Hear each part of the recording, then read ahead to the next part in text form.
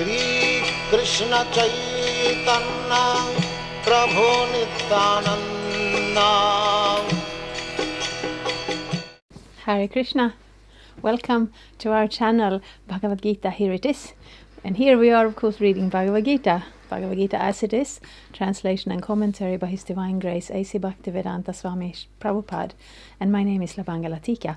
We have come to the very last verse in the 5th chapter, Karma Yoga, Action in Krishna Consciousness. And as much as this chapter has been filled with philosophy and transcendental matters, it has also been very practical. And this verse...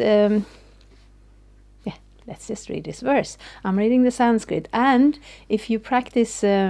learning Bhagavad Gita verses by heart, this is one of our core verses as well, so you're welcome to pick it up. Text 29. Bhoktarang yagyatapasang sarvaloka maheshwaram suridang sarvabhutanang gyatvamang shantimrichati. A person in full consciousness of me, this is Krishna speaking, knowing me to be the ultimate beneficiary of all sacrifices and austerities, the supreme lord of all planets and demigods, and the benefactor and well-wisher of all living entities, attains peace from the pangs of material miseries. Purport. The conditioned souls within the clutches of the illusory energy are all anxious to attain peace in the material world, but they do not know the formula for peace, which is explained in this part of the Bhagavad Gita. The greatest peace formula is simply this: Lord Krishna is the beneficiary of all in all human activities. Men should offer everything to the transcendental service of the Lord, because he is the proprietor of all planets and the demigods thereon. No one is greater than he. He is greater than the greatest of demigods, Lord Shiva and Lord Brahma. In the Vedas, Svetashvatar Upanishad 6.7, the Supreme Lord is described as Tam Ishvaranang Paramang Maheshwaram. Under the spell of illusion, living entities are trying to be lords of all they survey, but actually they are dominated by the material energy of the Lord. The Lord is the master of material nature, and the conditioned souls are under the stringent rules of material nature. Unless one understands these bare facts, it is not possible to achieve peace in the world, either individually or collectively. This is the sense of Krishna consciousness. Lord Krishna is the supreme predominator, and all living entities, including the great demigods, are his subordinates. One can attain perfect peace only in complete Krishna consciousness. So, yes, we're speaking about realities. If we're living in an illusion, if we're living in a bit of a shadow world, or they have these amusement parks, they have these mirror halls where you walk there and you don't know if you are facing a mirror or you're facing an actual door, and it's all very confusing. And this material world is a little bit like that. It's very difficult, or we should practically speaking, it's actually impossible to get a good overview over the world. It's like walking in a dense forest. Unless you climb up in a tall tree, you can't really understand the surroundings, because you're in one very small place. So the biggest basic fact that underlies existence is that Krishna is the Supreme Personality of Godhead, and that everything comes from him, everything belongs to him. And as long as we don't have that worldview, then we will all be very chopped up, so to speak. There will be conflicts. We will all have different ideas. I'm in Sweden right now, and we've just had an election that was very surprisingly even. And now it's very difficult to create a government out of it. And everybody's there positioning themselves and everyone's claiming that they won. It's very interesting. Nobody won. Obviously, nobody won. Nobody has a majority. I think the biggest party has roughly a fifth. And then the two next parties, they have a little less, and then everybody else is smaller. Everybody feels that they won, that their point of view is the one that should be the guiding star for everything that happens in Sweden for the next 4 years. And the only thing that happens is that there's a kind of a combination of posturing, conflict, and a very, a locked situation. It's very difficult to get anywhere with it. Because there is no agreement on what is the center, on what is the actual worldview, what is the actual direction to take.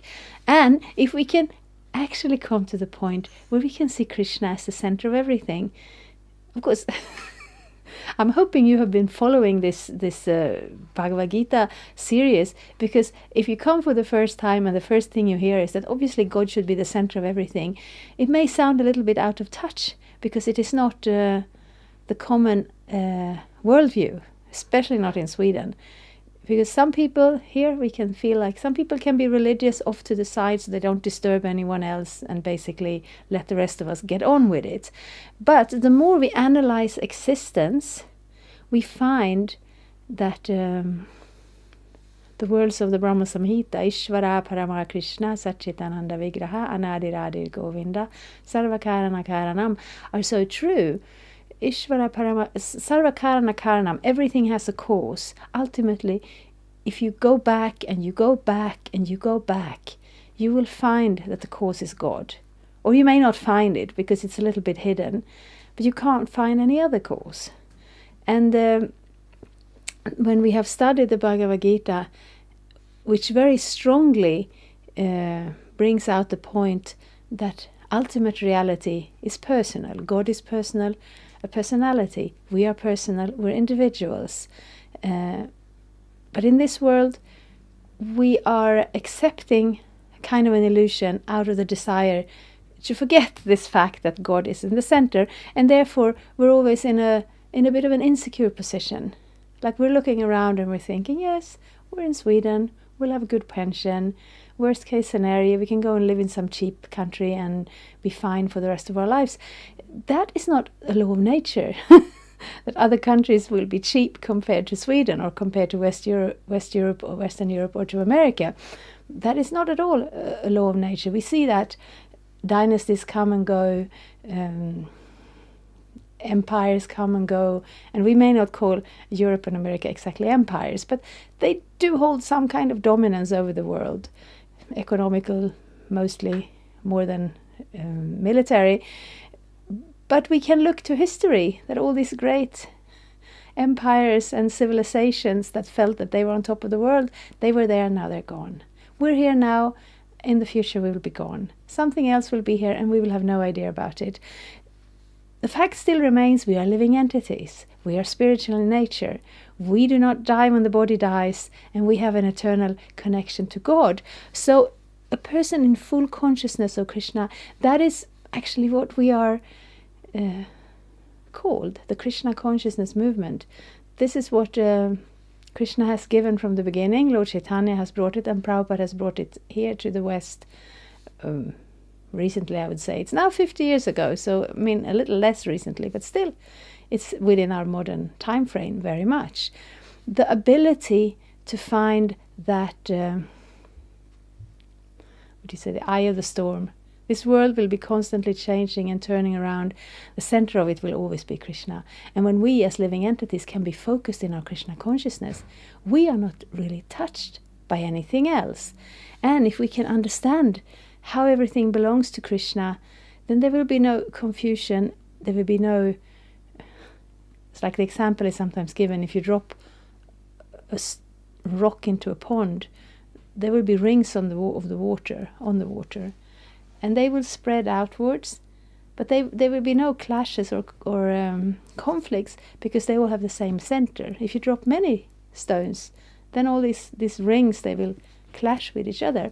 So if we put Krishna in the center as God, as the cause of everything, as the goal of everything, and especially the benefactor and well-wisher of all living entities, this is not a very dangerous or risky position, because we are not just surrendering to the most powerful person. Like if there is a war and somebody comes in and they're more powerful, you have to surrender.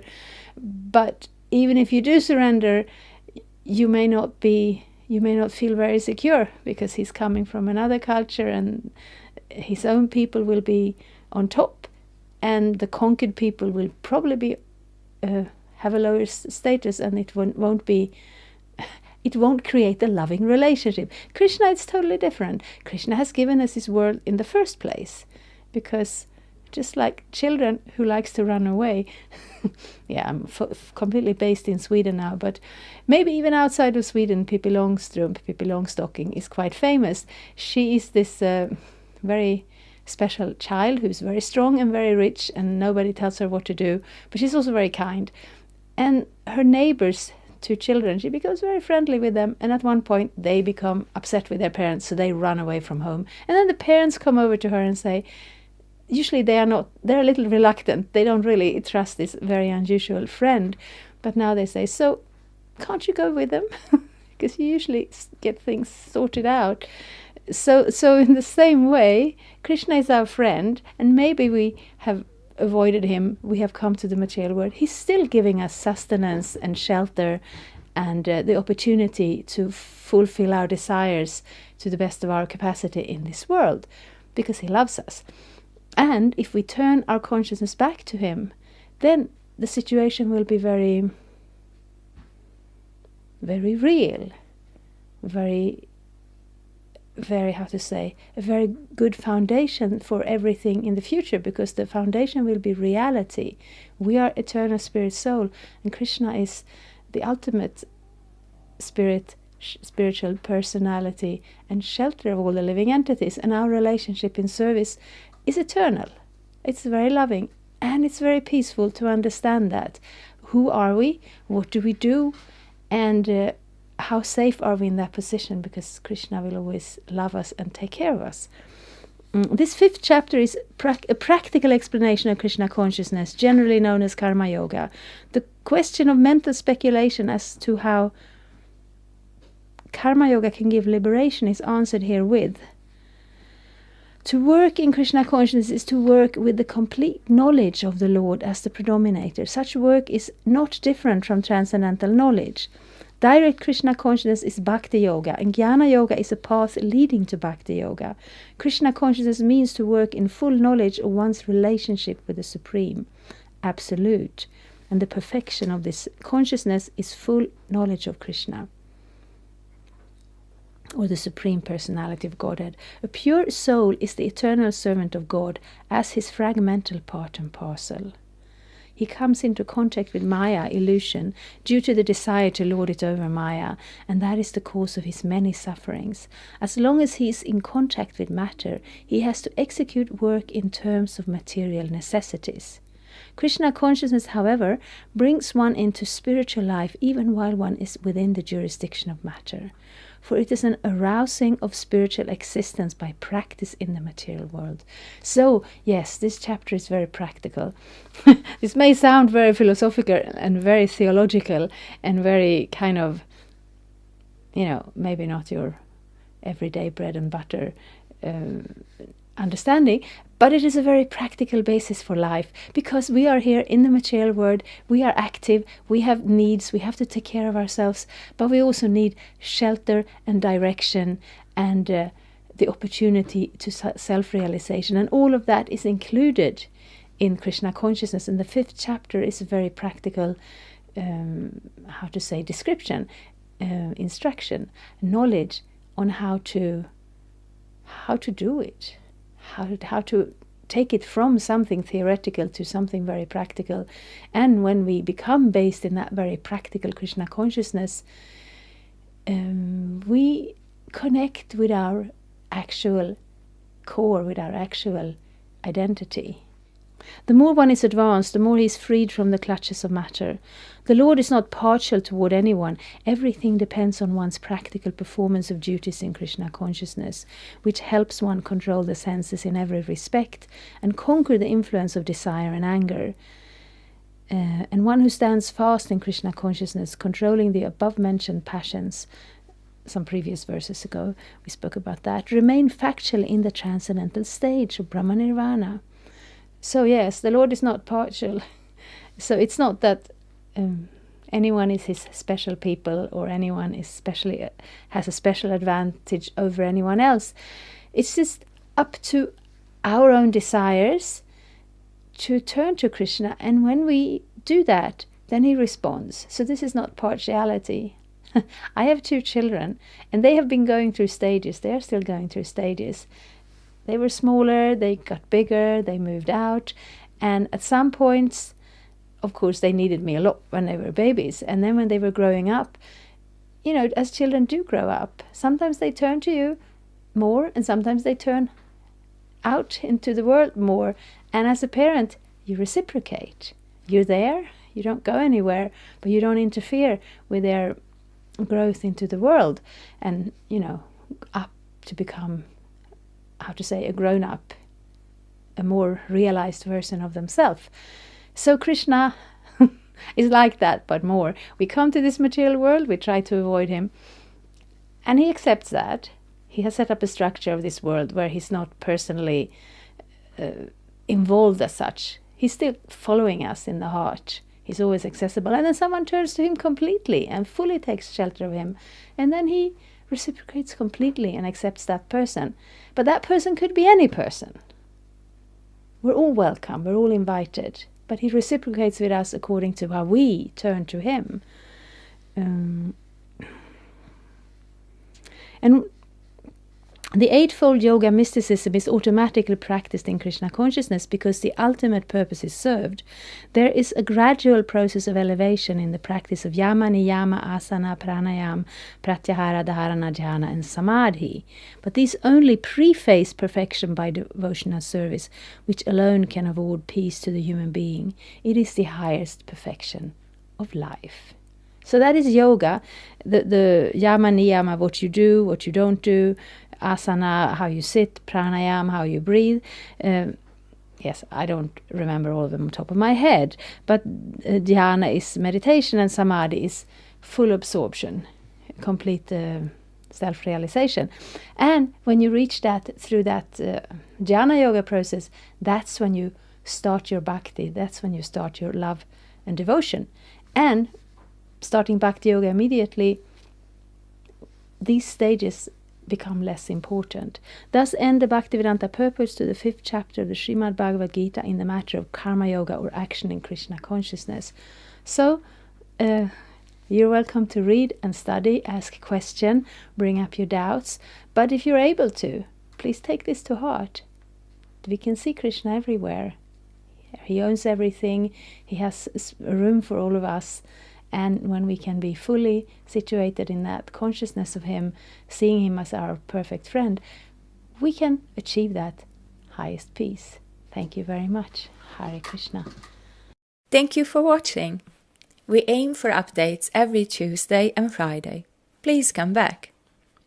If you have any questions or comments, please leave them down there.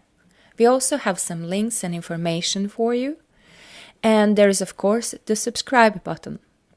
Thank you. Hare Krishna. I'm a Hare Krishna, and I approve this message.